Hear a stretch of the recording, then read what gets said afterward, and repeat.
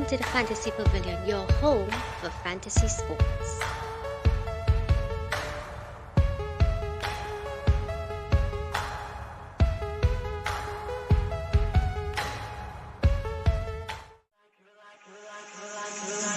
You're like a circle that floats around me. Team here, you all in the comments, let me know what you all think. Poke some holes, right? Losh, size, he's much. Guys, thanks for watching. Losh. All right, time to go. Please tell the people the team that you back to. Well, I can show you. That one right there. God. I'm gonna edit that out in post, right? Welcome to the Fantasy Pavilion. We go live in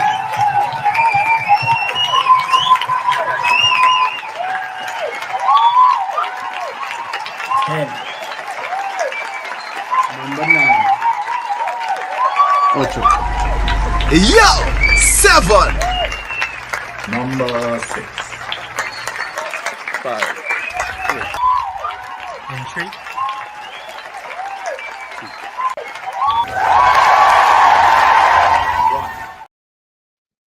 Yes, guys, welcome back to the Fantasy Pavilion, your home for fantasy sport. Now it's a special episode. We're not previewing the game week as yet. We're going to do it on Thursday.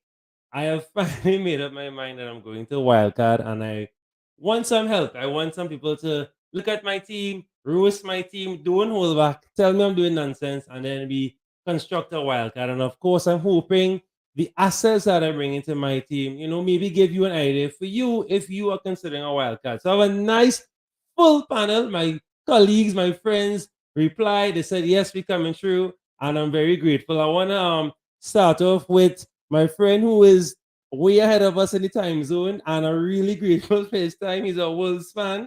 And he has his own channel, FPL Sandwich, IBK. Thanks for coming through. Of course, my usual co-host, Samir, Bradley. Well, you see the kind of choices he likes to make. You see his jersey right there. Big up Bradley all the time. Gabe, right? Mountain time, Gabe. Thanks for coming through, right? Of course, from Netthathaul.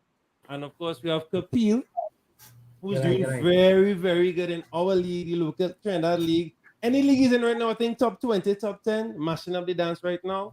And of course, we have Presidential Chad from the United Hour, the actually president of the Caribbean Manchester United fans. So we have a few United fans in the group here. And it's very simple. Your task tonight, guys, is to just roast the hell out of my team and, of course, help me out with the wild carding.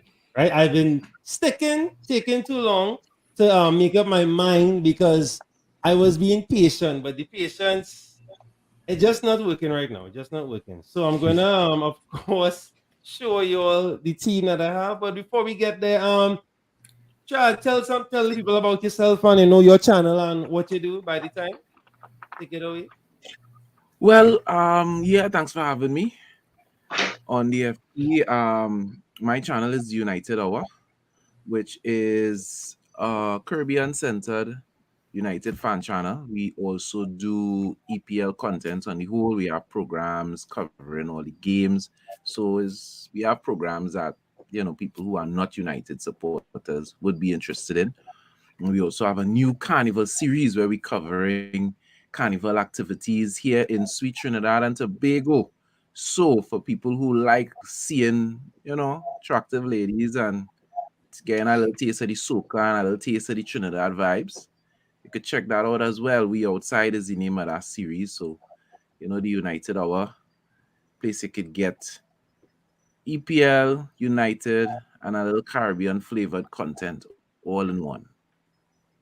Vibes. IBK, same thing. Let people know about the channel and what you did. You did an episode today. You also we in the same club today. And you hit the chip today. Yeah, hi everyone. Can you hear me? Yeah, a little low. Your volume a little low. My volume is low. Yeah. Can you hear me better now? Hold on, let me see if I could. Go ahead. Can you hear me better now? A little bit, still soft. Oh, okay. You're like Liverpool's defending. A little soft. Okay. Yeah, I'll just quickly introduce myself and I'll talk as loud as I can. So, yeah, man. is FPL Sandwich, and we just have a chit chat about FPL really. So we've been doing the channel for almost 2 years now. So I had a co-host, and it's just me running the channel now. So I'm excited to see what's in the future. And yeah, I'm a massive fan of the channel. So thanks so much for bringing me on. No, you wildcarded to the IVK. Why? Sorry, what's the question? You wildcarded today. Why? What tempted you? What prompted you? Oh no, I was talking to someone else about wildcarding. So Oh. I was just, asking him why he's wildcarding You, instead. you considering it? No, not at all. No, my team's well set. I'm planning to Fair enough, fair wildcard enough. for the season. So what I tend to do is wildcard and then bench boost after I've wildcarded.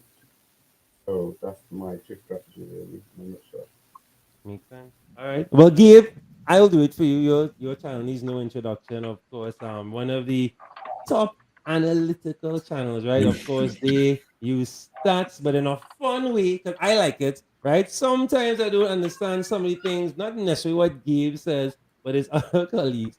But it helps. It really helps. They have a great chart. They break it down. They take their time, at least for over an hour. They take their time and break down the best assets moving forward based on their attacking output, of course, the defensive, the defensive status from the teams. But of course, still let people know the name of the channel game and of course your particular role. And of course, are you wildcarding? I'm not even close to thinking about wildcarding.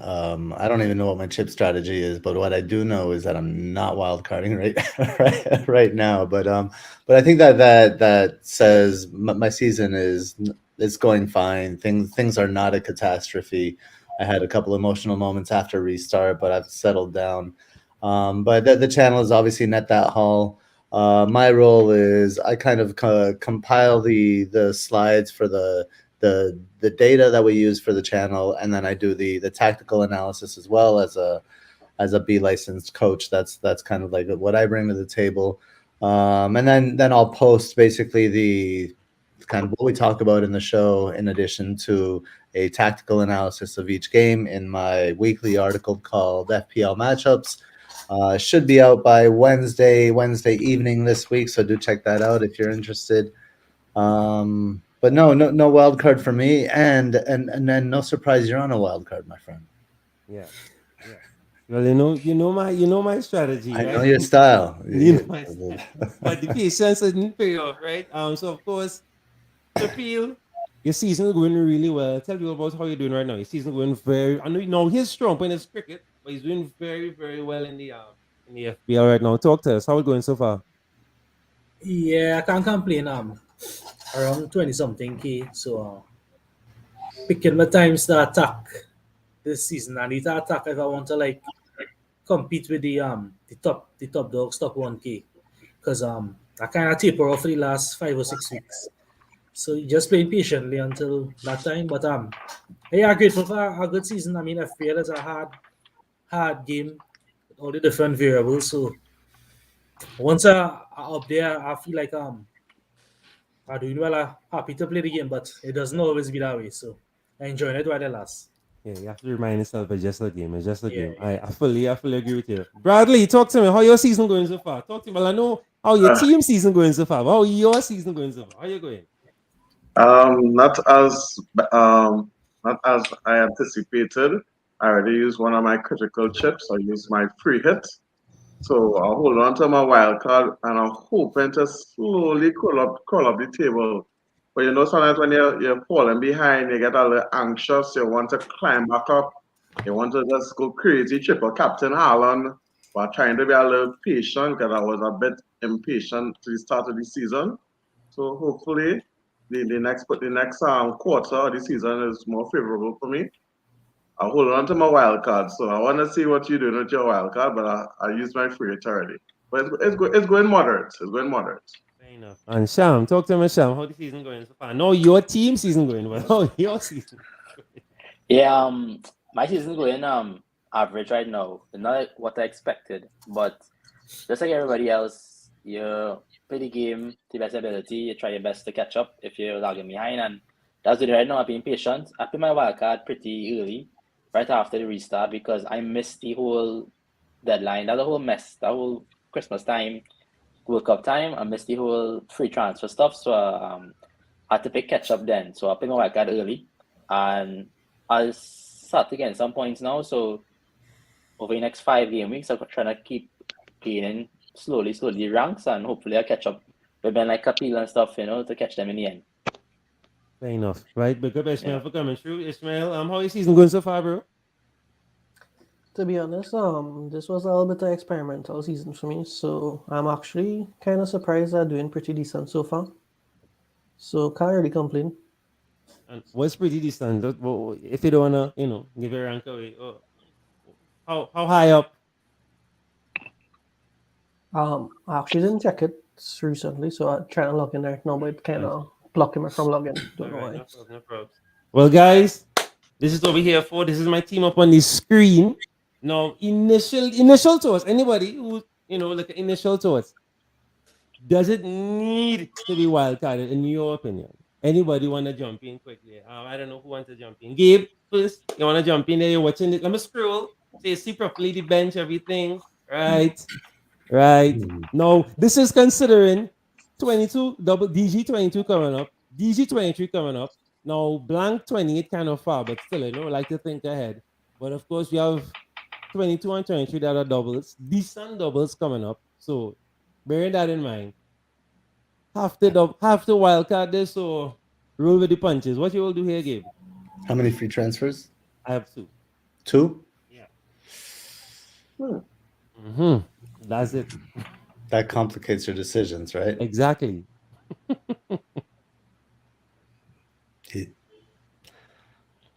I don't think so. I think you can get away with probably get away with some kind of -8, even a -12 with the narrative that it's only really going to be a -6 because you're bringing in that kind of thing going on. If you want to do that, make yourself feel better.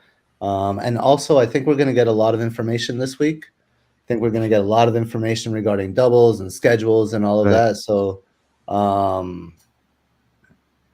but we're also going to get a lot of information in 2 weeks' time. So there's a lot of information you don't have right now. So I think I would find your biggest fires and fill them with the biggest missed opportunities you have. Right. So Mykolenko against Arsenal is absolutely useless. Right. Gone. How much in the bank? Let's see. Let's bring that up one time. That's 2.6 in the bank. 2.6 in the bank. Okay, that's not bad. So Mykolenko can go, right? Who else can go? Wilson game. I think Wilson right now. Yeah, like you pick 4 players, get rid of them, and bring in some doublers. Yeah. And that's a -8.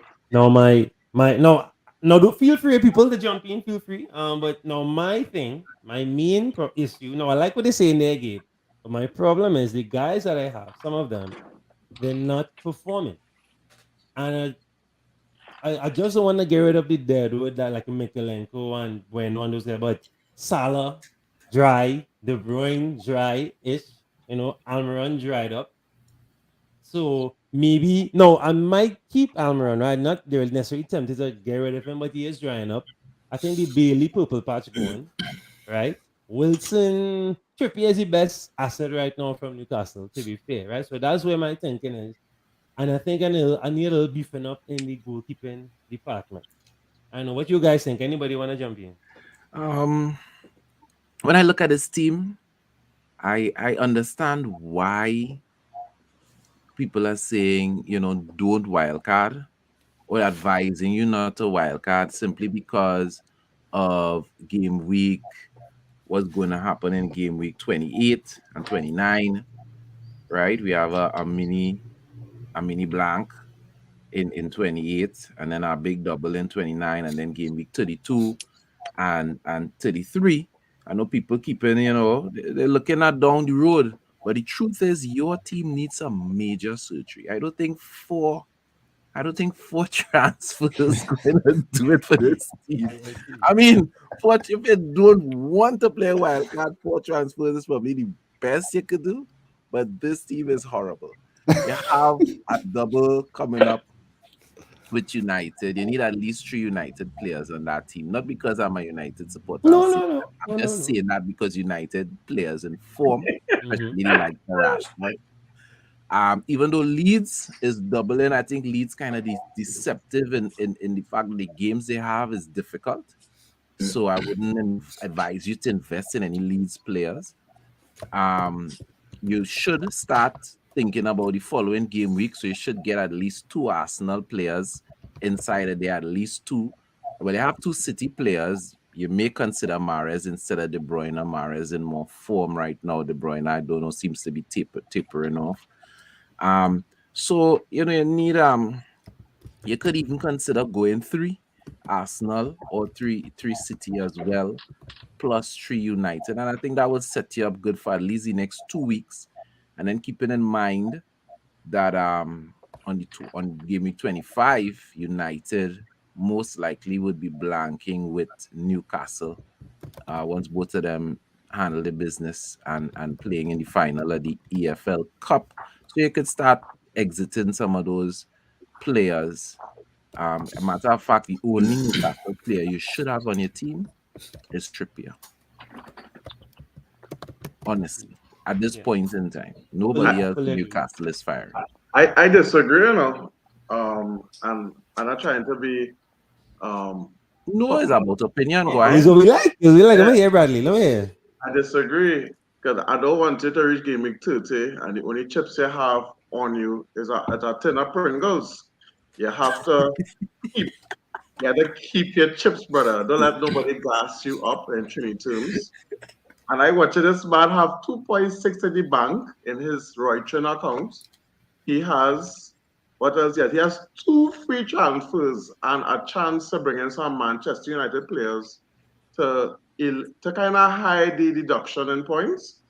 I think he could go with a simple 3 transfers. Get rid of Almiron, bring in some hot guys, bring in Rashford, of course, because he's doubling up. He could probably try a punch with Weghorst. You never know what could happen there.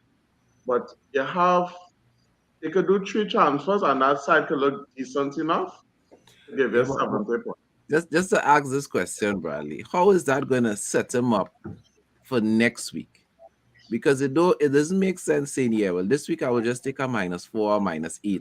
But then you still have to make 2 transfers next week. So the truth be told, you're really setting yourself up to make a you're making a -12 or something over the next 2 weeks, because he's going to need to get Arsenal assets in this team. It's a must. And possibly he may consider tripling Arsenal and or City, one of those teams. So I mean, I agree in the concept of holding your chip, you know, but sometimes you just got to do what is required with the team that you have in front here right now, and this team needs some work. I find you're laughing at a bearded lady here. This team not so bad. I have seen worse situations. You have Almiron. I think Almiron need to pack his bags. That is his cap for the season. He might get 1 goal and 1 assist in the next 20 games. That is a trap. So get rid of Almiron, but to get rid of that whole side, you'll be surprised what this side with a little bit of amendments could yield. That's my opinion. Be a little patient. But you're going in a wildcard episode, so I wish you luck. You look like you want to jump in. Let me Yeah, I was just waiting. Jump in. The guys. So first of all, I do believe in using the chips in a particular time. You need to use the chips when it's best for you.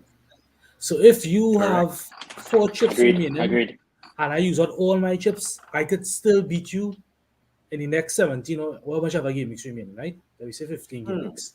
Chips is a very subjective, dynamic thing. You can use, like last year, I used my free hit when nobody used their free hit, because just how the team was set up and how the fixtures fall. I think it had some doubles that was unexpected and some blanks. I think it was COVID time. That was last season, and I get net 70 by just using that chip from when nobody had it. So again, your chip is subjective, is based on your team.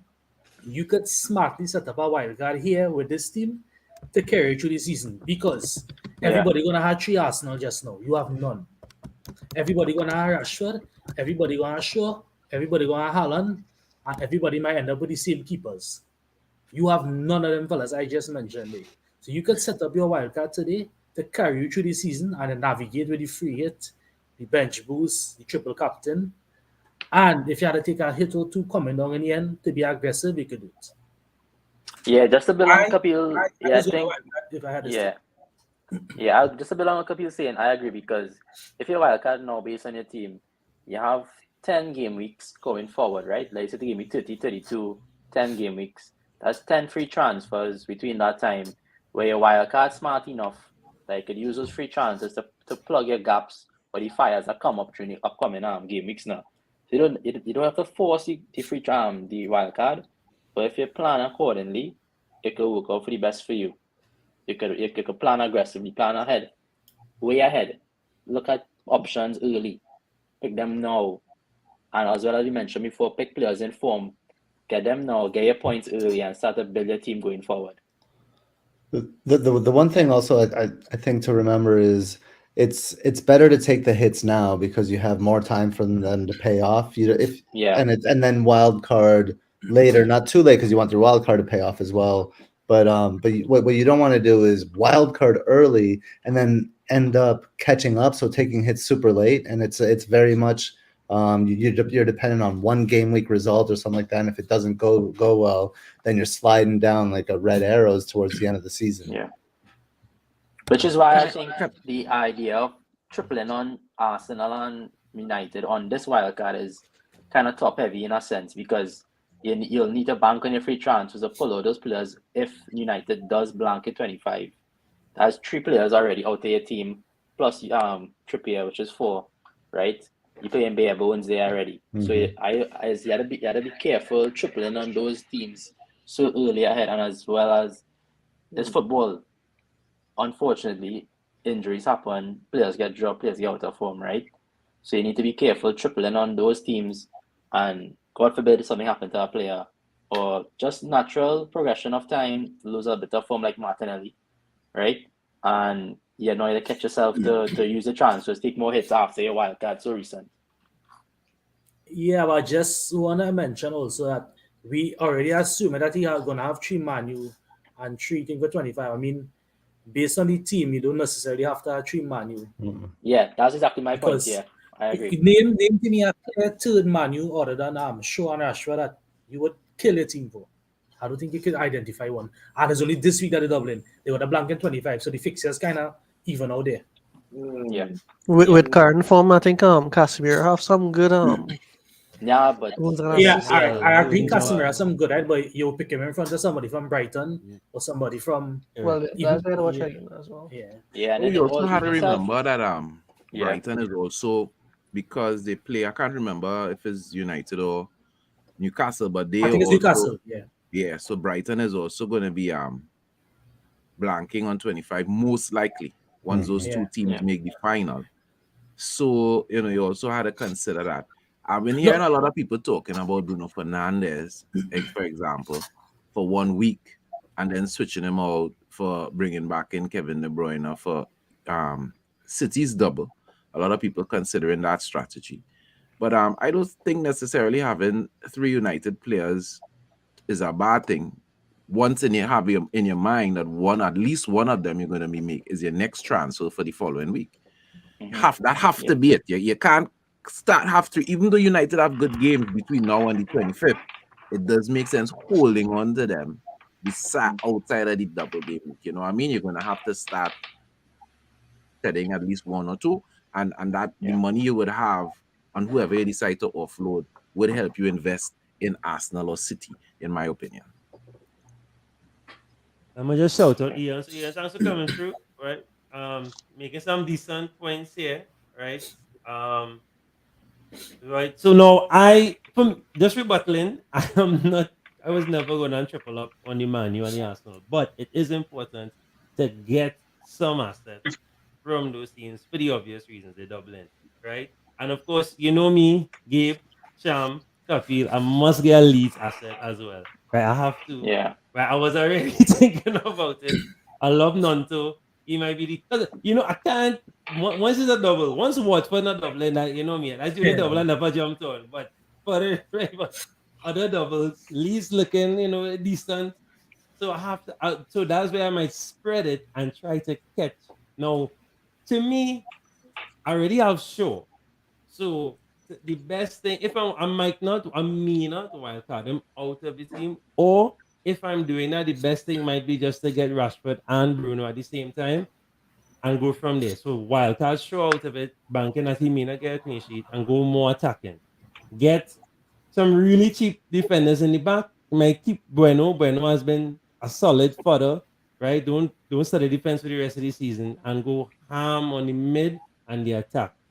Tony has been decent recently. Eddie has been recently. So that we're not spoiled for strikers. Strikers looking good. So that's where my head is at. Because of course you have to study. Whole day I study since weekend. 22 and 23, of course, are priorities. And then of course the blanks. The draws came out today.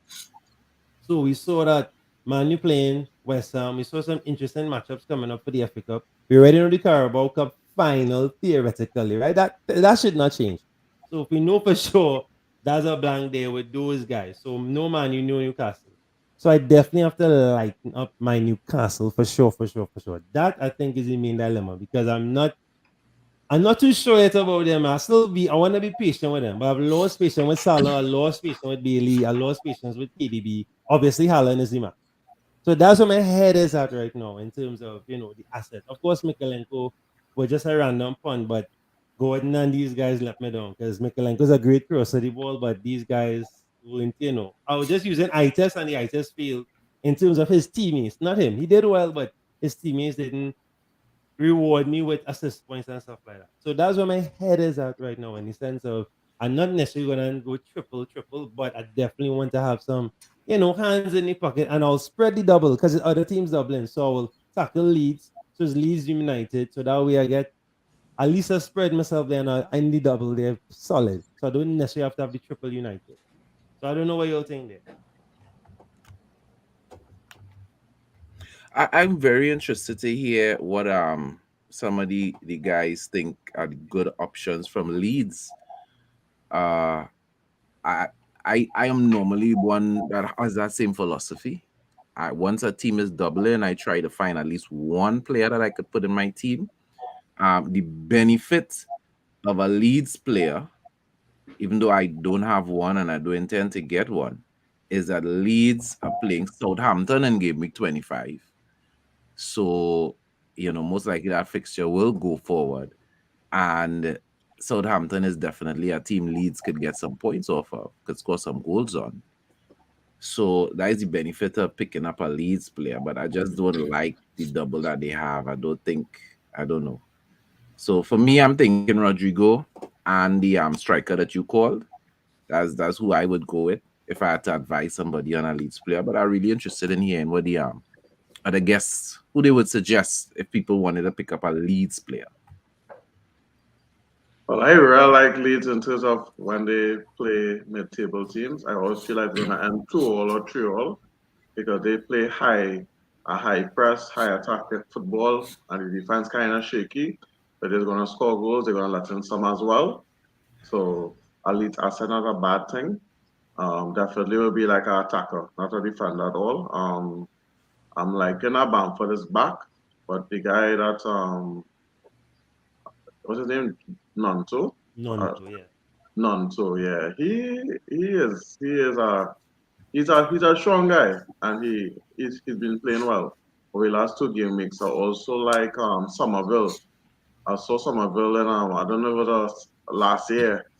He scored 2 goals to win a game, 4-3. One of Leeds' rare wins. Somerville is a real dangerous striker. Short, but he's deadly. So, a couple of guys that will come up on the radar. But in terms of picking someone from Leeds, I will have a reservations of it. Rodrigo is an easy choice too. I like Rodrigo as well. I think the problem with Rodrigo is that he takes up a very valuable midfield slot. You have to have Rashford. If Arsenal double in 23, they might even double in 22. Mm-hmm. Can I just say something to add to your point about the midfield? Arsenal playing Everton, right? Arsenal playing Everton. They might as well double. Everton is good for some goals. It's like a double. Just between Odegaard, you have Saka, you have Martinelli. Even though Martinelli has dropped off, his underlying numbers are still good. I mean, it just has so much options. But go ahead, bro. Yeah, but because of those reasons, I don't think you'll be messing around with Rodrigo. But Everton just hired one of the most defensive coaches. Well, not I wouldn't say most defensive, but known to be defensive, Sean Dyche, right? So we're not sure how they'll set up and if to be more defensive or more solid at the back going forward for this coming season. I don't know if the Dyche effect will have any kind of thing to play with FPL this season. Does Everton being not a goal farm again and just locking up shop? No, let me just add something. No, I know it's a different Arsenal and people getting gassed except Arsenal fans. But let me just in case you all don't know, because I don't think you all know. Not being scared, but just saying. But Everton could be in, I don't know, could be in League 5, right? National League. Anytime we have to go there and play there, I don't know what happens. It's like going to Old Trafford with Arsenal. Is that another one of our bull? But we've been doing good away so far. We've been doing good away. I'm not saying we can't be this team. We should be fearful, but I'm just saying I'm not so gun-ho. I mean, of course, I'm going to pick people, no problem. But just saying, don't get too gassed. I'm not getting too gassed because I've seen where Everton have been on the last, and still give us trouble. Still give us hell. We lose and we walk. So I'm not too sure yet. And worse yet, Shamir made a really good point there. Big up the ginger, the best ginger head coach ever, right? The greatest ginger coach ever, right? Dice, best, and he's very and let's be real. Let's not remember he has some great center backs to work with, right? My favorite center back. I want you all know where to go there. The greatest center back in the Premier League, right? And his former player used to coach as well too. So he already familiar and he knows how to galvanize them. The midfield is back, the core is back. You never know. But Everton might be decent going. If I could just quickly add a quick point. Yeah, remember when Man City faced Everton and everyone expected Man City to smash Everton, and look what happened. Gray scored a screamer. So I'm just backing up your point here that don't count Everton out, and also they're playing against Sean Dyche's team as well, and we know from Burnley days that they set up in a 4-4-2. So I won't be surprised if this game was a low-scoring one, and I'll be interested to see Gabe's matchups as well to see what zones Everton will be looking to attack as well. So that's what I wanted to add. And let's not forget, IBK, just because Shamir here, don't be nice, Don't forget that when they held on Liverpool, right, in that draw, don't be nice, IBK. Just because Shamir here, don't be nice. Let's talk about that match too, right? When they held on. So, I hear all of that, but the reality is, Arsenal in form. It's not about getting giddy, right? I don't think most of us are Arsenal fans, but Arsenal in form. You got to play the team that's in form. They in form and Everton are not. So if Arsenal could go to Old Trafford and score 3 goals against one of the better statistically one of the better defenses in the league since the World Cup, I can't see why they can't go to Everton and score at least 2. I just can't see it. And then plus you're thinking ahead. If you're going to play a wild card, you had to think about game week 23 as well. And Everton have a double. So, if you're going to play a wild card, it just makes sense to get some Arsenal players. You ain't going to play a wild card and don't get Arsenal players. That don't make sense. Agreed. You have to. You have to triple up. Arsenal, you have to triple up. It's the one team. You have to triple up. They're the best team in the league. People still are. It's hard for people to accept that, but Arsenal very much are. And Everton in a double is like 2 doubles. Yeah, food. food. It's like even if Everton shut up shop, even if they pack in the bus, which they will do with Dyche, we know all of these things, and we know what we've seen from Arsenal this season. And so, are you going to bet on the Arsenal we've seen or the Dyche that we haven't? I bet on the Arsenal we've seen. Agreed. I love agreed, that. Keith, agreed. I love agreed. that. Yeah. And there's not how- 3 weeks there. There's not 3 weeks there, Sean Dyche. There's week 1. Yeah, exactly. Yeah. He's still got Seamus Coleman at right back. Yeah. Then if how confident do you have the double with Everton and Arsenal in 22? Arsenal, I think it's up in the air. It's a coin flip. I think it could go either way. To 23, they definitely will double. But Everton is a good enough fixture where, I mean, I would rather have 3 Arsenal and 2 United, even though United have a double, than have 3 United and 2 Arsenal. So It's easier to move from that position, I feel like. Yeah. It's easier to work with. While we only Arsenal, right, and everybody's saying to triple on Arsenal, right? I saw Ramsdale, not sure how entirely true this is, but I saw Ramsdale said something that was, I find a little sus. He said that Trossard didn't come to sit on the bench. So, I mean, I still seen Martinelli play good according to my eye test personally. But how likely is Martinelli to get replaced by Trossard in the starting 11 moving forward? Next 3-5 games. I do well. Okay, I'll answer it as the Arsenal fan. Martinelli has not been playing too hard. Not the Martinelli we know, especially the Man U game. He only turned on the guns in the second half, really. Right? It wasn't too hot at all. But to me, he is safe for now. He's safe for now because I think Ramsey only saying that because it's the same thing with him and Leno and all that. Then of course going back to Leno and Martinez, all that back and all. So I think Martinelli is safe for now. Trossard will just be the experience that comes off the bench. But don't be surprised if he starts against Everton. I think that is what might happen. He might start against Everton. That is like normal in sports, but I think it can also activate Martinelli. Of course. Because somebody coming for his spot. So it can work 2 ways. I think one thing that we're seeing is Martinelli is best with Gabriel Jesus. And I think right in the moment when Arteta might be thinking, do I switch Martinelli? Then you know what? Jesus might be getting healthy.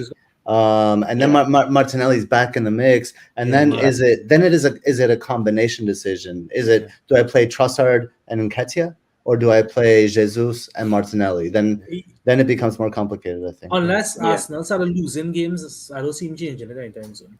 Because they're winning still. Yeah. But you know why, Gabe? I mean, I don't want to tell Gabe this. Let me tell the others. Because the reason to... I mean, not just because he's Brazilian connections. Because Eddie and Jesus are 2 different strikers. Eddie is a poacher. He's a striker. So he's just going to attack the ball. Whereas Jesus is going to attack the spaces that the defenders might leave, and Martinelli will swap with him and they move and they link up, and he likes to touch the ball and pass it into this, whip it in. Now he can whip it in, but that's not his style because since Jesus has come, he has been able to be dynamic and also cut into the box and touch off with them. But Eddie's not going to do. Eddie's going to just wait. He just wants the ball in there and he's going to attack the ball. And I think that's what kind of, maybe... I'm not sure if this is a good observation or not, but you realize that Nketiah plays Odegaard becomes more productive. He became more productive as Nketiah playing more, right? Yeah. And because he finishing those final chances instead of Jesus getting the final pass with the assist to Martinelli per se, Osaka, Odegaard now plays a final pass to Nketiah, who finishes the game, who finishes the position, the play. Yeah. As you mentioned that too, right? Yeah. I also noticed that he also takes up a lot of defenders as well, given the room for Odegaard to operate as well. And that's it. But he attacks the ball. That's why he puts his body on the line. You don't really get a lot of strikers doing that. All of them mobile, the finesse. Haaland will do it because he's a tank, right? But Eddie with such a small frame, he attacks the ball. What was the recent game he played, boy? Was that the Man U game, boy? No, not Man U. Yeah, it was Man U self. Where the first goal, he attacked the ball. I can't remember who was defending, but they didn't have a prayer. He attacked the ball. When Freddy was 1 minute he was here, the next minute he just went for the ball. He wasn't trying to occupy space and wait for the pass. He just attacked the ball and went. And that attacking the ball precisely opens up the space for Odegaard to then operate, because he likes to operate with that space, and that's why he gets these nice finishes if he has the space to do it. Whereas Jesus may be in that space, so it's a different dynamic. Yeah, definitely. All right, so I'm not going to click wildcard yet, guys, but let's just fill in the shells. I'm listening. Fill in the shells. Wait, based on all the information you all gave me, let's fill in the shells. And maybe someone who wants a wildcard advice, could jump in here. So let's fill in the spaces here. I think Rashford's the first one you had to add after Haaland. Rashford and Trips. Yeah. All right. Yeah. Easy peasy. Yeah, I agree with that. Full agreement. If you do have unanimous, I'm bothering. No, yeah. I think I agree. Yeah. Those moves. Yeah. Totally. Once we do this, where everyone's giving you advice, you're gonna have this badass team, and you're gonna wildcard. This is like an exercise in like confirming the fact that you just want a wildcard. Yeah. True. It's not necessarily I want a wildcard again. I'm just looking at it from all right, because I'll be real. You all know I don't chase points. It's not FPL for me, especially with now I'm doing the hosting. I do it for the punts. I like to just say, hey, this guy in a few weeks' time, you'll laugh at me, and then boom, I prove you're wrong. That's why I do it. I love that. Yeah. You love that experience. That's true. I don't really care about the points. I mean, I play in this years now. I don't really care about the point. I like to get the right punch. Say, hey, this guy looking good. I like to just sit down, watch match of the day till midnight, till 2 a.m. I'm like, right, I like this guy. So when I say Nonto, and I'm saying Nonto because he made 2 good runs and his heat map was looking good. I don't care about all that. He really looking good. It's all and based on the team he's playing against. Right. Moving on. So Trips, Rash.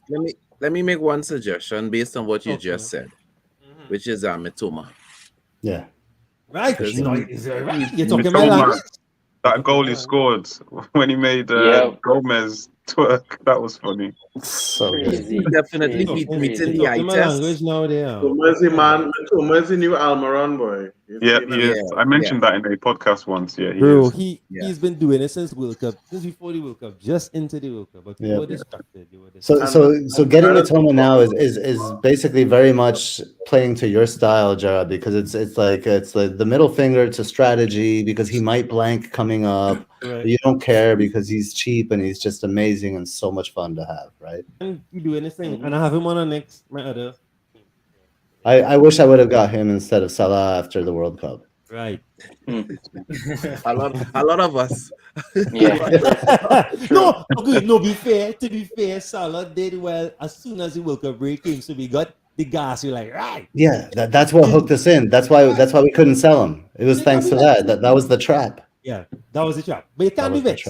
He did his thing. A trap. He did his thing. He did what he was supposed to do at the start. So I'm not too upset. Can I give you another recommendation? Sure. I know it's quite early, but Mudryk looks like an exciting option because when he came on, when they played Liverpool, one-on-one, he's very quick, and Chelsea have a lot of favourable fixtures. They don't blank as well. I don't think they blank as well. So Mudryk could be an exciting option. And I saw in your team that you had, what's his name, Mikolenko. So why not take a punt on Mudryk? He could be a very exciting option against Fulham. On his debut, he could score a goal. So I like that. No, Gabe, shoot that on for me. I want to make sure I understand. But just for argument's sake, yeah. It's only a few minutes we talking about how we saw of him. Chelsea not scoring goals. You have teams with better fixtures, Dublin. So I think he's a wait for now. Yeah, I wouldn't touch him right now. For sure. I won't touch anybody Chelsea other than Kepa. And not even Kepa. The one thing I will say, I do agree he is a wait, just because there are too many other nice assets with good fixtures and doubles and stuff like that. But I also agree with IBK. I think the fact that Chelsea isn't creating, Mudryk doesn't need anybody else. Right. He plays his own game, so he creates for himself with his dribbling. He just needs a little bit of space, and if he's up against less than 3 players, he's going to take them on. And so I think Mudryk is a little bit of a different case, but I do agree it's time to wait. Yeah, someone's keep an eye on for sure. I'll put him in yeah, Remember next 2 B game team. weeks, keep an eye on him. Yeah. Next I'll 2 game put weeks. I'll put him on B team and I will monitor him there because that's what I do with Somebody these on that games. my Chelsea draft team. team. What's that? Somebody on that Chelsea team may or may not be Modric, but somebody on that Chelsea team is going to blow up. Chelsea can't stay this bad with such good players. João Felix looked really good when he was there until he got that red card. So I for one agree with everybody else. I'm waiting to see. Right, I'm not just picking a man and jumping in the Chelsea pool. But somebody on that Chelsea team is going to catch fire at some point. Hopefully, we can identify I mean, who it is. they're signing like 33 players, so at least one of them has to do well, right? Somebody had to do it. Let me remind you guys. No, I'm not a big, superstitious person or whatever. Let's remind you guys, this season, for some reason, is very mirror-like of the Leicester season. Where Arsenal is Leicester right now, right? Chelsea is doing exactly what they did in that era where they were 10th, right? They were flying high and then bam, just dropped to 10th, right? City again chasing Champions League, so we don't know if they might get distracted by it and they might get warped into it again, right? We don't know. Newcastle is now Spurs because they were chasing right there. United were out of nowhere, started terrible because that season was when Rashi now hit. They had the Dutch coach. Bam, all of a sudden now they're up there causing problems. So it's very mirror-like. So Chelsea right where Chelsea is supposed to be right now. And I feel they will just do the bounce back next year. They're right where they're supposed to be. I don't want to be devil's advocate. You will love it to be like that season. And I really think it's going to be a season where Liverpool was leading and they're going to come second by losing to minnow clubs. And I think Arsenal is going to have one beautiful fall. And that's my contribution. Wow. He's raining on your parade. Yeah, that's all right. That's Manu for you. Manu. But I have no parade, Gabe. I already said, well, I don't think we're going to win the league. City's going to win the league. I cool with that. Yeah, but you only say that because you're a fan. And anybody, honestly, I don't have a horse in the race. I do not have a Premier League team. The best team in the league, and it's really not that close, is Arsenal. And I appreciate that. Thank you. They're title, you're title contenders, but I understand you don't want to talk about it like that yet. You're nervous. I get it. I'm not. But I can talk about it. That it's not because if Manu was on top, if Liverpool was on top, trust the fans gassed. It's only 5 points. City have the pedigree. They've been there before. We just want top 4 to go Champions League and attract better players. Next season, we could talk all this stuff. It just so happened that the other teams around us, just like Leicester, not doing too hard. And we were consistent, and the consistent football put us first. That's it. Nothing more. Now, of course, you're not playing to, come to, you want to win silverware. Obviously, not saying no, but that was not the game plan for this season. Right? But there's not much similar between Arsenal and Leicester. I'm sorry. No, just the season, and not the no, season. not even. Yeah, not even. Yeah. No, but it's the same thing. Everyone else around them were doing crap. They just were playing consistent football, scoring, winning, grinding out crazy results, and bam, and first. Same thing because some of these games we were winning here, we would have back in the past lost. That season with Leicester, that was the year when Pochettino and Spurs were supposed to win the league, and they just kept dropping points. No, well, Chelsea did Chelsea. That was the best thing that happened to Leicester is that their closest competition was Spurs. Yeah, they're gonna Spurs it up in the end. Right? So it's like it was written in the stars. I was want to shout out Paul. Thanks Paul for coming through. Big man, you fan again. Big up Akib. Thanks for making the time of coming through. Yes, Paul. Right, let's bring up all Paul chats. Don't want them before me. So yeah, Reece James. No, I'm really not feeling the Chelsea right now. Really not feeling the Chelsea. I really loved Reece James, and when he played and got injured before the 60th minute, I'm sorry, I can't buy Reece James for the rest of the season. Me too. No, I don't trust it. Yeah, burnt. Yeah, he's a really good player, but something is just off. You can't be so unlucky, boy. Maybe not 2 points I could get myself, boy. Man, I honestly, I think Reece James' most common points ever is 1. Yeah, but if Reece James stays healthy for a month, everybody on this stream is getting Reece James because he's so good. You know, it's true. You're gonna believe. You're gonna start believing again. It's like, oh, I gotta get James. So it'll be a Salah. It'll be the Salah.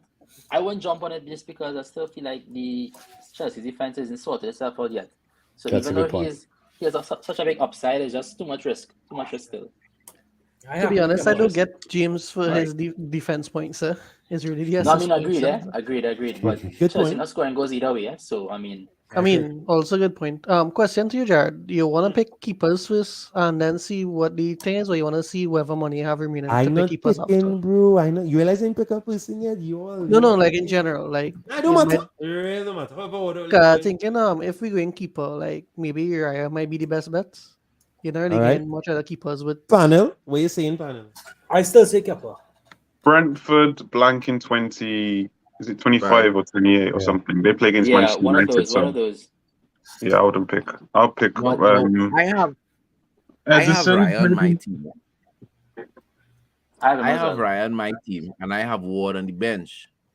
And Leicester is playing Arsenal. So I don't know. If it's one thing I know Ward will get is a lot of save points. I doubt he's going to get clean sheets. Will he though? Will he? I don't think we know this. You know, but that's the combination I have. Ryan and Ward and the keeper. Raya has been doing really well. Brentford's defense has been shockingly. I bought Raya because I was lacking money 3 weeks ago. I just was making transfers and I needed extra money. So I sold the more expensive keeper I had. I bought Raya and I've been getting points every week since then. So I think I just picked him up at the right time.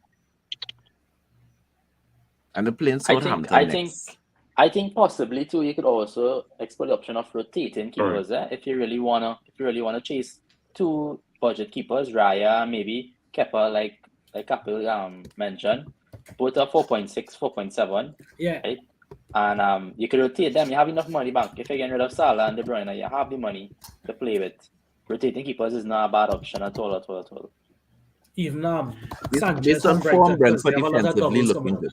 Yeah, agreed. I like Akib's comment here. Against Ward and Ketsia will turn into theory Henry. I like it up, man. See Ward, he come in. Why Ward put on 8 steals? Man started crying. Oh Lord. Yeah, Pope is a decent. Pope is the best keeper in the league. There's no question. Ever. But it's the potential blanks and all of that. Too risky to double up on a Newcastle keeper. Goalkeeper is so boring. Just go with EO, right? Just like what is it? Is it Kepa and Ward, and then don't think about it. Well, in that case, we could pick them last. Yeah, I mean, true. So I think the next thing we could probably jump on. I think we'll get some easy consensus for Arsenal players. Who are the Arsenal players he should go for? Good conversation. I would say is 2 of 3. Odegaard, Saka, and then Nketiah. That's my 3. I agree with that. I like one defender from Arsenal. I think that will be a kind of punt. I could jump on now. I think Zinchenko will be a good asset. I like Zinchenko. No thanks, Bradley. No thanks. But Nah, yeah, Charmy was gonna say something. So I mean, in terms of just studying what's different options. Again, same thing, playing the other side in terms of just for argument's sake. Why to go down the middle? Defender, attacker, striker, right? And you probably pick like a Gabriel or Ben White. The minutes almost secured always, right? They keep clean sheets, right? Consistently enough. Why not train a defender? If you feel like you don't have any other options in the defense, you could go one of those defenders. But the upside of having Odegaard and Saka, or even maybe Martinelli, as well as Nketiah, is kind of too much to ignore now. Moving on. No defenders. No Arsenal. You don't want defenders, Arsenal? That for me, that counterproductive. No way. I rather go other All right. teams get some not I wouldn't waste that. I'd rather get an attacker from them than to. But You just me. wanna That's just you me. wanna Well, you wanna let's fill the start off fifth with defender with Bruno from Wolves? yeah, So that's good. I saw in the chat that Lewis. Ian and I think Paul mentioned Lewis from City as a 3.9 enabler as well. As Cancelo has left, Lewis could very well be a better option going forward. He could get more minutes. Consensus? He's going to Bayern. Yeah, I think it's already there, confirmed. look. Yeah, he's Yes. gone. Yeah, he's gone. Even if he wasn't gonna play anymore because Pep Yeah. coming with him and Pep. Yeah, they fall out for some reason. I think What happened? Lewis is that chap because you won't know when to play him or won't know when to bench him. Whereas you could bench Bruno right through. Agreed. Right. That's just Well, my that take. answer itself there, Bueno, just hop on for him. And Bruno would play in 25 and in 28. Yeah. I think. Not sure about 28, but 25 for sure. I like that triple up. I'm with the Odegaard, Saka, and Nketiah triple up. 3 attackers. The three attackers. Yeah, I love it. Yeah. You play that 3 attackers and then they score 0 goals. You go on there. I just find that triple Nah, up that's is too much. Yeah. Well, what's more likely that So what Arsenal? better then? I think you ask yourself what's more likely that Arsenal score 0 goals or concede 1 goal. What's more likely? I would say probably concede 1 goal. I don't expect them to score 0 goals in any game. So if they're not going to score 0 goals, then probably one of those 3. I don't know what the goal involvement is, but it'll be one of them. The thing about Arsenal, though, like they spread so much between those 4 to 5 players that it's hard to get a kneel down one player. It's almost as you say 2 out of 3. You're sure 3 out of 3 of them, 2 of them will score. For me, Saka is the top asset from Arsenal. Yeah. For me, because he on penalties, I agree with that. he eye tests everything. He's the main player, and he rises in every game. His stock is rising. I think Saka is the number 1 asset, so that they could play around with the few after. But Saka first. I would say if you're going on another asset, go and get here one time. I find Nketiah is just a little boy and his shoes too big.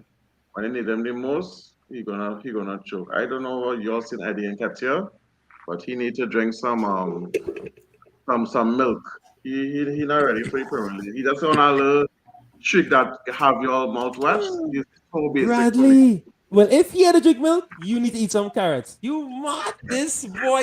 When we needed him most, boy, this man doing this. We needed him since he just get injured, and he's been present. Eddie Nketiah, he used to look like Ousmane Dembele. Now he's beefed up. He can stand up and he can turn any central defender now. Before he used to just run into space. And now he doesn't care if he has a defender on him. He knows he's going to turn him because he has strong hips. So he doesn't look like Ousmane Dembele anymore. I think Nketiah is heading in the right direction. 13 and 13 is nothing to sneeze at, bro. You crazy? Why the only game this man has scored was the City game. Yeah, and one other game. That was it. Now he's doing way more than we expected. Eddie Nketiah, everyone else making Eddie Nketiah look good. If Eddie Nketiah plays for Brighton, you're gonna look worse than Welbeck. But that's a different system. Nah. He's playing for Arsenal right now, and you want I'm playing double advocate because everybody agreed. You understand? But Eddie Nketiah doing his thing, and he to me, he can score in more systems because I just like they mentioned with Roger, he's doing his own thing. He's not necessarily waiting on that pass. He's chasing the ball. Wherever the ball is, he's going for it. And that's how he's getting his goals. He's poaching, right? He's stifling defenders. Defenders can't breathe. Because as Gabe said before, he used to just use his speed. He was quick. He's a quick lad, so he just used his speed and try. But that was not working for him. And that's why he was blanking so much. But whatever it is he did in training and whatever, he's changed his style now, and he's the ultimate poacher striker now. And he's just chasing the ball. And as Gibbs and I said it before, in the next 5 game weeks, how much time do you think he's gonna score? All 5. Okay, maybe not the City game, but maybe even the City game, because he's showing that he could do it in the big games. Look what he did against you all. And as a big game, unless you're not considering as a big game, then fine. That if you're not a big team, I don't know. I count it as a big team. Yeah? Just saying, right? I love it. You know, like your son playing football, and you're like, okay, he playing for Harvard, so you're believing him because it's your son. That was going on at Arsenal fans. No. There's like anti. No. You can't do that to us. You can't say that to us. But let me move. Next asset. I just want to say, man, US has had strikers who were standing Nketiah, who've been born again, the new Ronaldo, the new whatever. What's his name? Federico Marqueta. 2 goals in 2 games, and people was loving him. Next big thing, and where he is, you know, and Nketiah will have a career in football in the Premier League. He's a better striker than those strikers in the past. He'll do good. I don't see him as a shitty striker at all. I just to write on that point, I remember having a conversation with some other FPLers, and when everybody was concerned about Jesus' injury, I was like, "Oh, you gotta be crazy!" And Nketiah was ripping it up the end of last season. I knew he was going to come, and I knew he was going to ball. You know, I didn't expect to see Arsenal slow down at all, and their production has not slowed down. So, I don't think, to be honest, he's more of an attractive FPL asset than Jesus. I would quicker if Jesus was fit, and you know, I had a choice between, I would quicker go ahead and Nketiah than Jesus. I know you said earlier in the program that you were looking at Nonto. You're willing to finish up the attacking slots with him. Right. I think maybe we could get a couple defenders in and see how much money we have, because you can maybe go like a more premium striker if you want. No, but he wanted Nonto for his he wanted Nonto. He wanted. So if it's his striker, he could go with Nonto one time. Because he wants a Leeds player, right? And I understand that. And I personally think Nonto is a better option than Rodrigo. So at this point, I would go for Nonto. If I had to pick a Leeds player, we don't want to put him in this. They just come back. I think Manu might be the next side to go to. Say that again? Go to Manu and WC. Sorry, Ishmael. I want to ask Gabe about the Bamford coming back. How do you think that affects Nonto's and Rodrigo's positional play as well as minutes? Do you have any thoughts on those? I know you like the matchups and stuff. Like Bamford's return? Yeah. How you find affects it? Does it not make any effect? I have to say, like, Bamford's return has been so like touch and go. Like he'll come back, then he'll get injured, and then he'll come back. That I don't think we really know right now. But I think Jesse Marsch will continue to ease him in. I think the last thing he needs in his career is another injury. So he's probably not going to be rushed back. But if he is, even if he is rushed back, I mean, for that team, I think like a diamond 4-4-2 makes sense. But we haven't seen that yet. I don't see Bamford just coming in 2/3 of the season in and just taking a role for the rest of the season. I think he'll probably take the rest of the season to acclimate, to stay healthy. So I think Gnonto's role, especially with the success that he's had, should remain constant. I think I don't know. It's tough because Rodrigo can make those runs into the half spaces that Bamford doesn't make as much. Bamford is more of a target in the box, so it could depend on tactics and game state. But generally speaking, I think Leeds should stay the same unless they really need to add more attackers or something like that.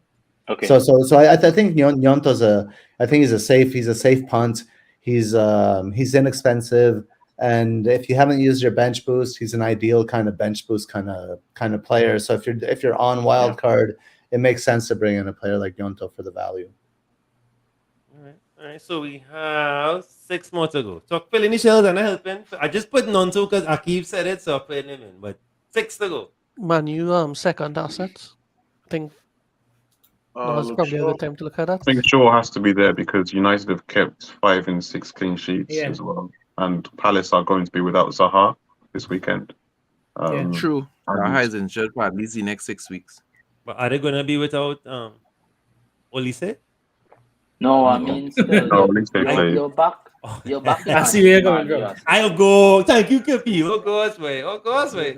Only rigid way. I just That wasn't even funny. Like that joke could just go. They throw it out like somebody I asked. call the show with the game against Palace. Right. Oh jeez.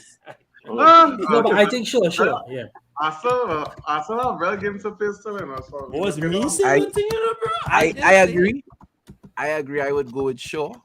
I know. I remember hearing you say earlier in the program, Jarrod, that you didn't want Shaw, but I think Shaw would be the best pick. No, I had him. Yeah, bro. We saw as well when he played Bournemouth in game week 5. I'm not sure what game week it was, but he scored 15 points. Yeah, I had him in So- the patch. Yeah, so he's shown what he can do.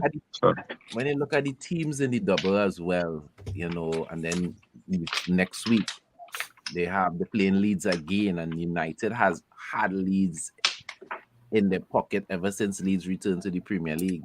All of United's biggest scoring games have been against Leeds. Yeah. So any love for Bruno then? Because Bruno has 5 goal contributions in 5 games? I think 7 in the last 6 in the double last up 7. is either Rashford and Shaw or Rashford and Bruno. Correct. I wouldn't do it. I can ask you a question, please. Do you think Bruno is essential this game week?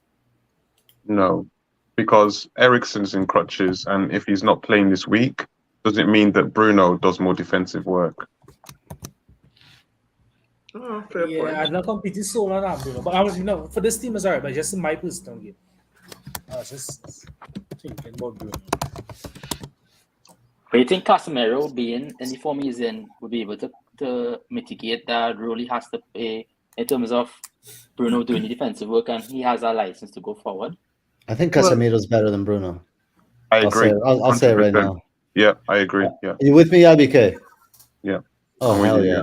Yes. That's just from a price point or for the possibility of actually getting the points? Sorry?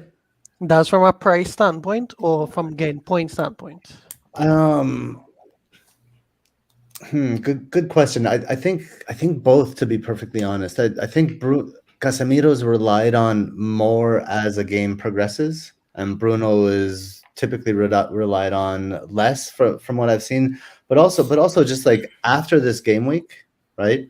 What asset do you want to be left with? If like maybe you're doing the hokey cokey, something like that. But if you're looking at like you can get Casemiro and just leave him there. Casemiro can turn into Mitoma. Casemiro, like that price point, you is easy to play with. It's not a big deal, and it's not an issue. But if you have Bruno, then it becomes an issue. That becomes the asset you have to sell. So it pushes you towards a specific direction, whereas Casemiro can leave you with open options, several options. Good point. I have one more question with the Manu before we move on. This for the Manu supporters and game. Do we see Manu smashing those two teams in this double game week? Yes. Smashing like 3-4-0, 2 games? Yes. Well, that's a correct cue, bro. Is Manchester United, not Man U. So that's hard.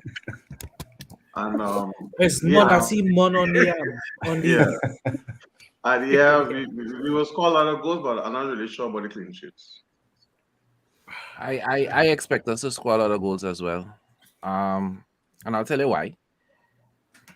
Form. Rashford is on the form of his life. Weghorst, the work, his stats. He only has 1 goal, but his underlying numbers are really good. He's putting in a lot of work, and at some point in time, he's going to start to score goals. That's where goes talking about. Say that again. That's where goes talking about. Yes. Okay. So and just Leeds always go for it. Yes, they changed the coach and they have changed some stuff, but Leeds are a team, they go for it. And as long as you go for it against this United team, you're going to get thumped up.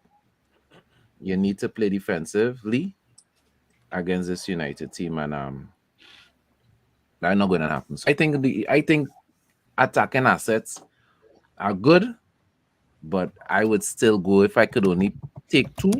I would go with Rashford and Shaw as well. I'm not Rashford and Fernandez.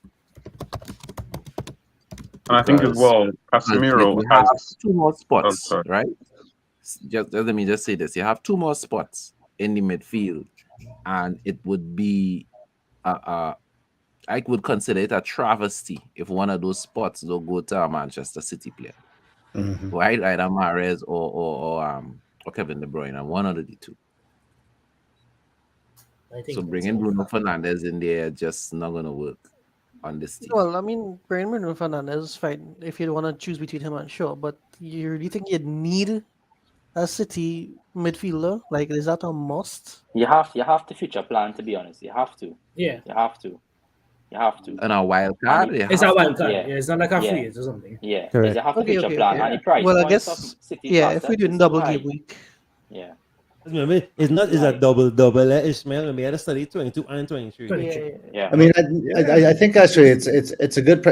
It isn't a must, is it? Because you could go with Holland and you go with Rico Lewis. Correct.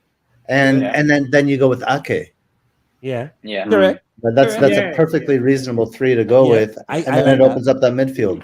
Correct. Yeah. Correct. But I don't trust City to keep the clean sheets that you're expecting them to keep. No, but it's 3.9. Yeah. No, well, Aki at 5 million is a bit. But if you average them, it comes to like 4.4.5. So that's okay. True. Yeah. Yeah, I mean, I don't know.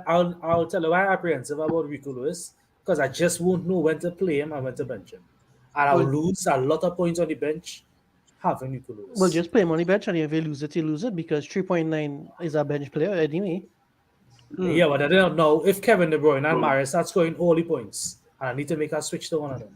Kevin De Bruyne is not scoring all the points. No, he's not scoring all the points. No, I've had him I- game 17, and I can tell you now that Right? Kevin De Bruyne has been, he's been annoying me honestly, and it's really disappointed me. So yeah, he's not.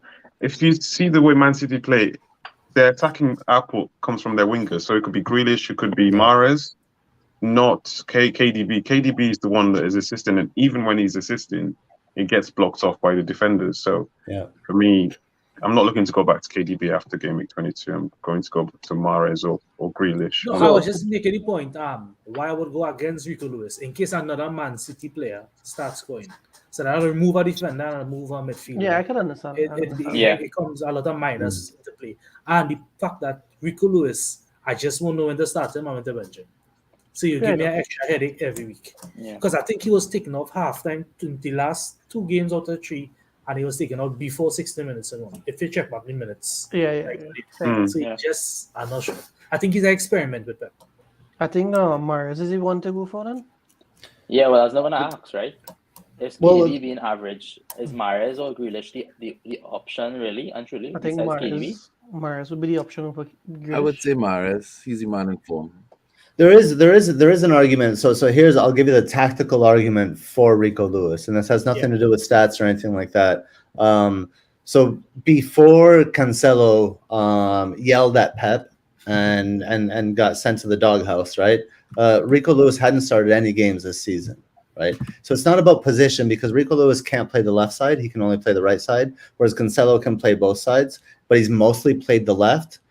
But Cancelo started pretty much every game before the World Cup, and Rico Lewis started games after the World Cup. So there's definitely a correlation there. And the link is, this is their only inverted wingback. Walker doesn't do it. Ake doesn't do it. They're not inverted. They have one inverted wingback. It was always Cancelo, whether he's on the right or he's on the left. He'll step inside. He'll do the Zinchenko, right? He'll step inside and he'll play in that defensive half space, and he'll be the inverted wingback. And now it's only Rico Lewis. So it's not about position for in a Pep side. It's about role. And this is he needs his inverted wingback. And I think that's going to be Rico Lewis moving forward. And I think Ake has shown proficiency on the left-hand side. He won't go as forward as Cancelo did, but he does get in the box, certainly on set pieces. Ake does, so there is an attacking threat there. And I think Rico Lewis's spot, I'm not going to call him nailed, but I would call him tactically favorable. Yeah, understood. I like that. All right. I second that totally. Right. Yeah, don't piss off the gaffer. Big up Aki.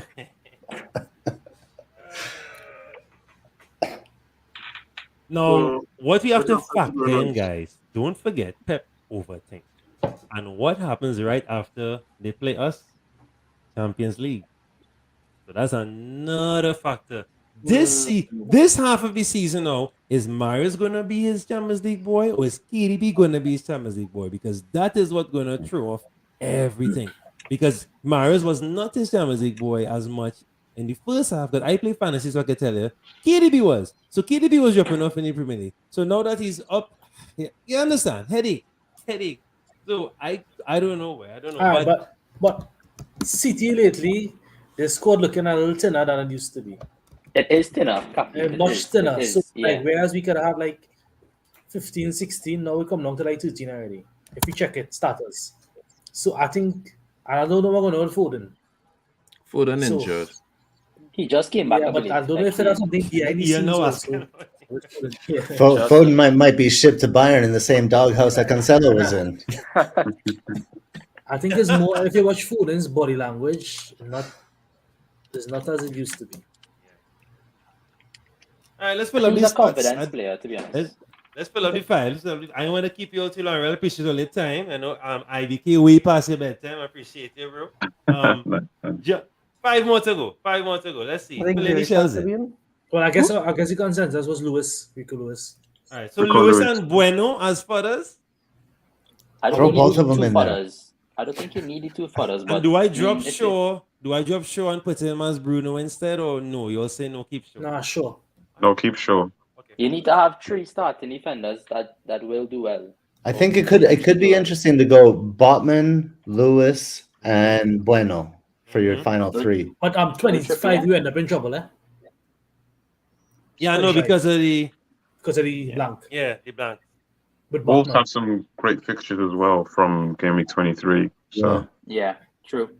Who's that? Sorry. Wolves. Wolves. Yeah. Well, I had Ben already, so I think It have between 20, 22, 23, 24. That is 3 weeks, right? So you're looking to move out Shaw. You will look to move out Botman. And you look to move out, well, that's it really, because you're going to keep Rashford, you're going to keep Matoma, and you keep Trippier. So I think you'll be changes that I make there. I think you'll be safe with another Newcastle defender. I think you're still missing an Arsenal asset there, to be honest. Yeah, I think would you're have still got an missing. Arsenal defender, Yeah. I wouldn't go Arsenal defender if the guys say in the attacking output is too high to miss out on. So I would go Odegaard, try to go Odegaard or Martinelli. Punt on them again, right? It's too much I upside agree. to miss out. I had planned to buy Saliba. It was literally in my plan. I have this guy again. I was just trying to get cheap players to make a transfer 3 weeks ago, and I think it's Chalobah. I have Chalobah on my team, and strangely enough, all of a sudden, the man keeping clean sheets.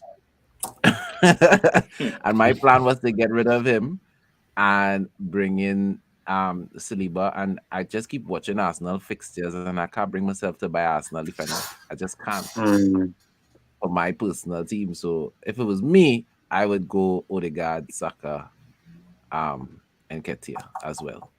Yeah. All right. One more midfielder, then have to ask 3 hard questions, and then we could. So I think we guys mentioned Mahrez as being like an option as well, right? Mahrez or Bruno at this point. Yeah. So and you have the money to do it, right? Even More than KDB if enough you want money. to spend the money, but I don't see any glaring options again to fill that 5th midfielder spot besides like a City asset as a midfielder. Yeah, I would say Mahrez. Yeah. I don't agree. see anyone. I like this team. Let me see how much money I have. I think you can fix the keepers now. I think you wanted to fix This man has Yeah. like loaves and fish at this point. You could change Ward out and upgrade Ward to someone else and have that. Probably have the bring money. like Raya or Bring in Raya, bring in Alisson. If you not really Alisson to be honest. Bring in who? The man's making saves. He's the top point scorers in the team. You bring Let's in see. somebody that Let's see. True, bringing a stronger keeper. You don't have to spend money just because you have it. Exactly. No, agreed. Thank you. Yeah, agreed. Thank you, Gabe. Thank you, Gabe. But I would spend extra again, money to have the rotating keepers, at but least. again, that's why you're all here. That's why you're all here. I'm not fighting all it down because I trust me. I will not have Shaw. I'm with the double Newcastle. I probably would not touch Mahrez, but that's only because I'm a Champions League head token. I would have quicker go Bruno and not touch Shaw and go cheaper in defense. But defensively, United have been doing well. You really can't fight. You know, and this team could play. This could easily play 3-4-3. It's not too, not too bad. It very well could. They could up towards. Or 3-5-2. 3-5-2 might be the solid option. Well, you can do it this way. One argument I would make, one player that I would throw a spanner in the works for this team for is Harry Kane. Harry Kane is the second highest scoring attacker in the game. He has been consistent, and you have the money to afford him to upgrade that third goalkeeping spot. However, go ahead. However, I do have a problem with your front three as it is. You just ask for other players or opinions. That is the only other player I would like to see in this team. Well, let me jam you one time, right? So you're saying bring Kane. Which of the midfielder have to drop a midfielder? No. Well, let me look at it because not a bad suggestion, but I'll have to drop a midfielder or get a midfielder that's not too hot. Because as it stands, there's nobody there that if you all had these 5 midfielders, I cannot convince you all to put anybody on the bench. You'll be frightened. Correct? What do you mean? There's a 5 midfield to start. There's a right. 5. If I'm bringing Kane, that's what he's saying. If I'm bringing Kane, I have to drop somebody to the bench. But Kane is a striker. That's what I'm trying to say there. Kane is a striker. No, you gotta play 3-4-3. Yeah, but you gotta do the maths, Bradley. Do the maths. I can't play 3-5-2. Can't play 3-4-3. Correct. Yeah, that is it. I think it's a luxury to have because you can play the fixtures now, right? You play your fixtures accordingly, right? Your fifth midfielder, if midfielder you're dropping is the person that has the weakest fixture matchup, in your opinion, for that game week. And that's how you play. If I had this team and I had Kane, I would drop one of the Arsenal midfielders and play because you have to keep Rashford. He have a double, right? Brighton playing Bournemouth. That's food. The way they devoured Liverpool, I can't expect them not to devour Bournemouth, right? So and then it'll either be Saka Odegaard or maybe you might choose Mahrez because they're playing Spurs, but Spurs don't look like a Conte team right now. No, but at this point, I don't know what the problem is with Spurs. Why not bring in Bruno and then switch him out for Mahrez after? I would do that, but I don't think he wants three United players. No, but I drop in Shaw. That is actually to me the best possible move. Bring in the City player next week. I sold Kevin De Bruyne for Bruno Fernandes out of my team for 1 week. I don't expect to keep Bruno after the double. You see, I quicker drop Shaw, bring in Bruno. I mean, that's okay, but who you replacing Shaw with? You want to drop Shaw for who? You're dropping a double game week player because money is. You have the money. You're dropping a double game week player to bring in who? I could go the double City and play it ballsy and have it ready for the next game week. I mean, because yeah. The points are the Rashford and Bruno potentially. I mean, remember we guessing here. This is all guesswork, right? Nothing is certain. It's all this is guesswork. But the potential points that Rashford and Bruno could bring in. I mean, unless Shaw assists, because even when he does his clean sheet points, no problem. But when in Rashford and Odegaard, Bruno, the way they should be potting and whatnot, and the way they're linking up. And if Rashford was a striker or Bruno was a striker, I would think differently. Because I find strikers' points is not as much, so I definitely kept Shaw. But 2 midfielders compared to 1 defender, I don't mind that much. I don't mind that much at all. That makes sense. For me. You know. Well, what if you go Shada Ake, Mahrez to Bruno? That'll work. So what's the Ake, Mahrez to Bruno? All right. Let's see how we're looking. Or you could just go Mahrez to Casemiro, who's better than Bruno. No agendas, no agendas. Yeah, but they're two different players, Gabe. I was shocked you say that, you know. They're two different players. I wouldn't compare No, them. for sure. Kinda No. hard. Yeah, If but you I have know the what money, mean. I think you have I to know go. what you You mean. know, let's attack Bruno. That's fine. I know what you mean. I find that kind of hard. But I know what you mean. I know what you mean. But at the end of the day, if you had to choose one for your team, Casemiro was there first. Not FPL team. You mean a team. Yeah. But Jarrod, I personally, for me, I just find a triple up and attack is too much. And I'm willing to take this bash from you, everyone in the panel here. For the next 5 game weeks, I don't see Arsenal blowing teams away. Because I have Fair Villa, enough. I have Man City, I have Brentford, I agree. Everton. And a triple attack against those 4 teams in tandem. No, is remember, a bit too no. much. The only beauty with it is that Arsenal don't necessarily blank. So that is the only beauty with it. Yeah, but Because that's why I would nobody go out- defender, because you had to make 2 changes in the defense for the double. Because if you check the team, you have like 4 people will be missing out on the double already. On 25, we're talking about, Right. Just a little future planning now. No, I Arsenal would. defender. I would. Instead of Botman, I would do Arsenal defender, and then I would go Bruno and maybe a City midfielder, and then they could fix the last defender spot. Right. So what you're saying is going with just double, not triple, double assets to cover, be safe, and if needed to bring in for the actual double game week for City, then make those. No, but I would if I wildcard in today, I'm not gonna set up a team to make a change next game week. Right. And that's it. This is not supposed to. And but again, remember, this is just what you all. I will change a few things. No, that's just my opinion. I mean, Yeah. I'm willing to take the bash, but I don't see Arsenal blowing those 4 teams away. And I with you. For a triple attack. Yeah. But most of them at home. So In that's mid- the only comfort. No, most of them away. No, we're playing City. We're playing Everton. Right. Playing City. Everton away and Villa away. It's evenly split. Yeah. 2 away, 2 home games. Brentford home. We're playing Brentford at home. Yeah. Yeah, So Brentford. I mean, it's not terrible. But Brentford not shipping goals anyway.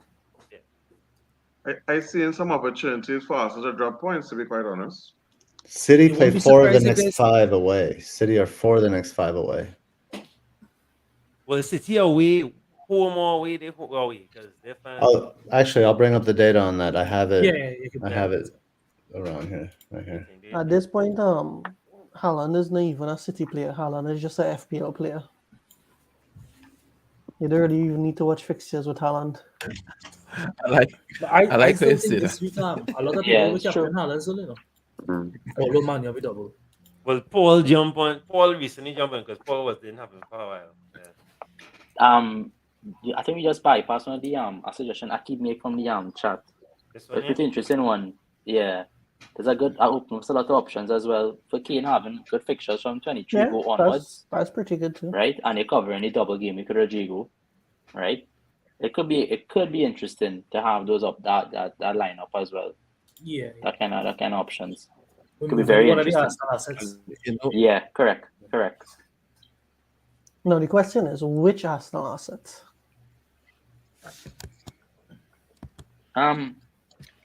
Honestly, ready toss a coin and pick one. Right? That's If I had to what we're rank gonna them, do at this point. I would rank them Saka, Nketiah, Odegaard, Martinez. That's my rank. Yeah, I would switch I think I would Odegaard a Saka, little bit in Odegaard form first. right now. Yeah, I go Saka, Odegaard, then Nketiah. Yeah. Because I could squeeze out a striker from another team that in form as well. You know.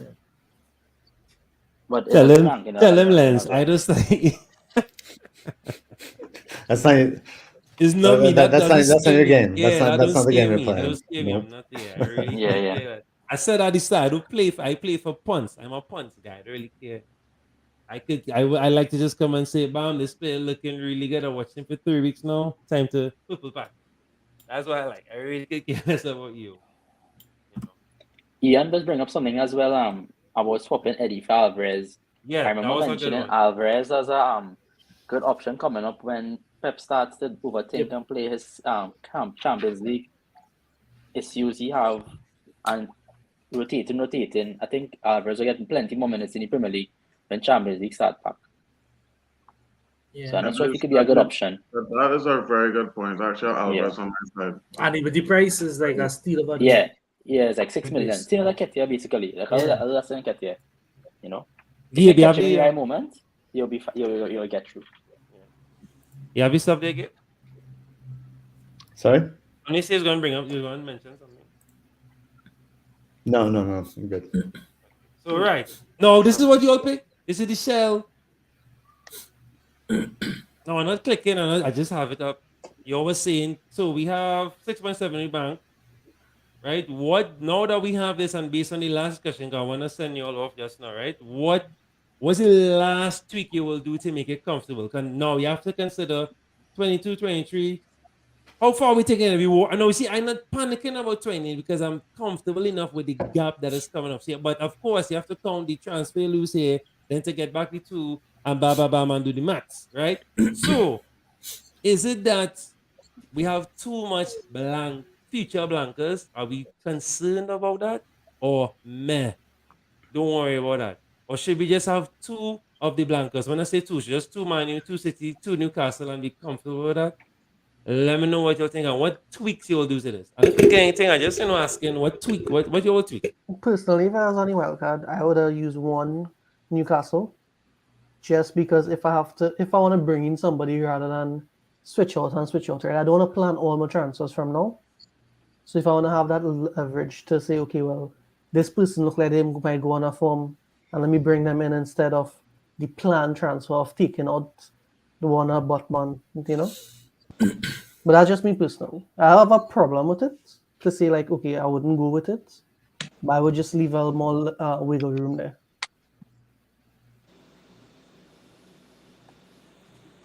I would second that, because right now I have Trippier and Botman on my team and Botman on my bench for this week, and I didn't buy him to play money bench. You understand? I bought him to play, but just because of the other players that I have, I think Chelsea gonna keep a clean sheet against Fulham. So I play my Chelsea defender and I have Botman on the bench. So if I had the transfers, I would have sold Botman this week with an eye on 25. Mitrovic injured or something? William No, he just injured. I find him real confident. I now check in FPL injuries to see if Mitrovic injured or something, or William injured, or Andreas injured. Mitrovic has been missing for a while. Reed injured. The 2 Reeds. I want to know. Do understand? I ain't saying no. Mitrovic could score on anybody, but it's just a feeling I have is that I can't justify it with anything else other than saying I just feel Chelsea gonna keep a clean sheet. If you have a choice between Nketiah, Mitrovic, and Alvarez, not for like next couple game weeks, but like let's say 3 or 4 game weeks following that. So the run of 3 or 4 game weeks following that, which one would you put on top? Nketiah. Yeah. Nketiah. Agree. With Gabriel Jesus Fulham have a lot of hard games. It's not close for me. I think Nketiah by far. With Gabriel Jesus coming back? He don't even enter in even it. So. with. Yeah, that's quite much. Yeah. From the options. Yeah, still Nketiah. You might wildcard before that anyway. Yeah. And the options I like Mitrovic. Alvarez, Mitrovic last for the options. Yeah. That's my rank for those options. I like Mitrovic, but Fulham have really tough fixtures. Fulham has a tough fixture run. I had like 2 Fulham assets. I sold them because they just have a tough fixture run. I'm benching Mitrovic this week against Chelsea. Yeah. I'm playing Botman over Mitrovic this week against Chelsea. So I agree. Yeah. All right. Sure, 6 points here now. So, Jarrod, what a goalkeeper. I'm not really a fan of Ward. I think. Well, all right. What you suggesting, Bradley? Talk to me. I find you should bring in someone else like Raya. Yes, Raya. The Brentford keeper. What do you guys think? Consensus? Yeah, I mean, yeah. Raya is fine because Chelsea doesn't blank in 25. So once they have a keeper that played in 25, then that makes sense. You keeping Kepa? Yeah. No, all right. I'll just doing it for show it what you mentioned. Now I I mean, have a if, question. I mean, Who will you immediately captain for this game we coming up here in this team? I mean Rashford. Rashford. Rashford. Yeah. Yeah. All right, unanimous. And was a second option. Well, me personally, I don't take it off Haaland. That's it. It just stays on Haaland. Very true. Yeah. Haaland would be my vice captain, even though Haaland, Rashford not playing is not going to happen. But yeah. Yeah. Love it. You know, bad in this chat, I like it now. That of course big up Ferguson, but Ferguson on next year, man. So I'll be Ferguson. Ryo, Alisson if I want to spin. I might say Cap none too. Yeah. You know I you want to. You know you want to. You know, That's I know. all I don't want to. Ultimate. You want to. I don't want to, but you all know I'm not scared of that kind of. Yeah. We had that. We had that game week where people that did not captain Haaland, they felt the pain of what it feels like not to captain Haaland. So if you want to feel that pain again, then captain No, I Netthathaul. don't captain Haaland. I don't captain Haaland at all. I don't. Oh, okay. Yeah. I like Bruno's option, like a Okay. a third captain option. If I have Bruno on my side, I will just have him if he scored points. I won't really put him as a captain option. I quicker put the Arsenal asset as a captain option than Bruno. Solid. Even with the double. And then obviously captain Haaland in the next game week, right? Makes sense. Yeah, for sure. Yeah, well, Alright. City have a double. You had a captain Haaland. Why not Saka? Why not Mahrez? And Shucks, man. Mars is not a good shout if you want to put Mars. I will Because go none of Mahrez. them is Haaland. Yeah, And Mahrez might not play the 2 games. He just don't know it, Pep. that's it. Agreed. Haaland for sure. Agreed. Haaland too, you know.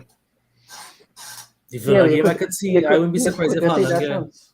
You quicker take that chance with Haaland than anybody else. Yeah, he will Because get it wouldn't hurt you because everybody will be captain Haaland. Yeah, he'll get And they minutes, still have he'll get Alvarez. Yeah. All right. Haaland I can score a wanna. hat-trick in 10 minutes. True. We could lock up slowly there. If anybody have been closing anything at all, not just advice, not just on this, but anything going forward, any strategy, anything at all before we sign off and log up. Want to thank everyone. Thank the chat. Chat was pumping real nice. Just want to thank my guests, of course. Thanks to Gabe. Gabe is what like no 9 something there, no? It's almost 10 after 8. Almost there, right. Yeah, so thanks Bradley, thanks Chad, of course, thanks to Sham. I want to thank IDK. IDK, well, it's super late. I really appreciate you. Way past your bedtime. I really appreciate you. Right, thanks Kapil. Cool. Thanks Ishmael, of course. So I'm talk to anybody, any last minute, anything at all, anybody want to jump out. Thanks Ian, Aki for coming to the chat. Thanks to Yeah, Paul. well, I have a whole panel here with me. I had Nico Williams as a little budget defender, so it's time to switch him to Lewis. If I'd really care to have more than Haaland as a City asset. Yeah, I mean, why not? Yeah. Why not? Yeah, Nico was nice back in the day. Yeah, wait. I I really think one thing I want to mention is just that we deadline day today. I think today starts tomorrow, right? And look at the teams that mid-table, lower table are making moves. Or even players, teams who are on top as well, making moves because those players can come and make the second half of the season interesting. Remind me of Lingard moving to West Ham and scoring bucket of goals. So it could be interesting. Some moves could be interesting. So Yeah, definitely. I have plenty moves this January window to look at. keep eye out on tomorrow, I mean, tomorrow's a free day for me, so I'm gonna be up. Well, not up really because it's June the first, but I'm gonna try and get up early to watch all the transfer deadlines. I love those things. So well, thank everyone for watching. I hope you all like the show. Comment below what you all do with this team if you're wildcarded. Of course, this Thursday we'll do our preview for Gaming 22 and we'll go deep into the assets, who's looking good, and of course the fixtures as well. Don't forget, check out Netthathaul, check out FPL Sandwich, check out the United Hour, right? Great content, great channels, great personalities, and of course, happy picking and all the best to you, Mayo. Well, I'll hit you on that speech in Thursday, right? But all the best, happy picking. If you're doing a wildcard, I hope this was helpful. You can check out FPL Sandwiches episode as well. He did a wildcard episode as well too. So cheers, everyone. I want to thank you all again for coming through. Really, really appreciate you guys. Big up Ian again. Big up Akeem for coming through. Thanks, Gabe, for interacting with them in the chat as always. And yeah, take care, guys. If anybody have anything else to say, you know, we can wrap up. Yeah, that's it. Triple captain Haaland for the double. All right. Yeah, all right. Hey, say bye to the folks now, Chad. Gabe, say bye to the folks. You know, Bye, everybody. Pleasure seeing you.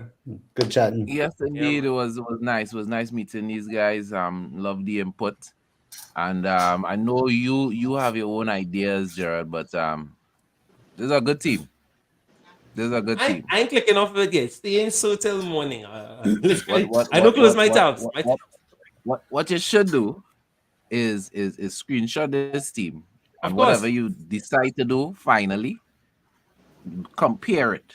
Yeah. Compare what compare the advice. You know what to do? Compare the and points after the second City double.